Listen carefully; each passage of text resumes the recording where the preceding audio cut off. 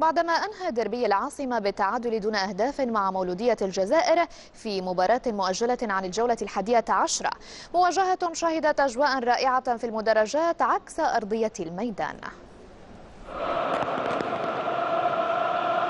هذه هي الأجواء التي صنعها أنصار المولودية والاتحاد في ديربي عاصمة الجزائر، وهذه هي الأجواء التي غابت طويلا عن ملعب 5 جويلية، وها هي تعود من جديد.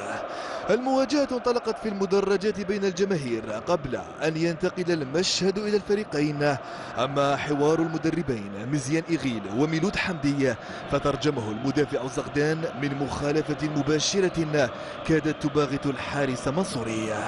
رد أبناء السوسطارة جاء متأخرا ومن دون جديد، أما استفاقة الشناوة فجاءت في آخر دقائق المشهد الأول عبر السريع غورمي الذي سدد على مرتين وكاد يعطي التقدم للمولودية.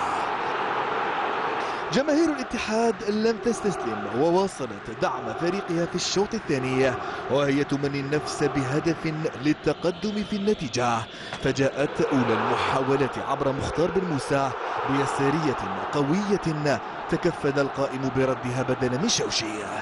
المد الأحمر لأبناء سوسطارة واصل عبر المدافعين مفتاح من جهة وبدبودة من جهة أخرى، هذا الأخير أرسل كرة برأسية أخرجها شوشي بصعوبة.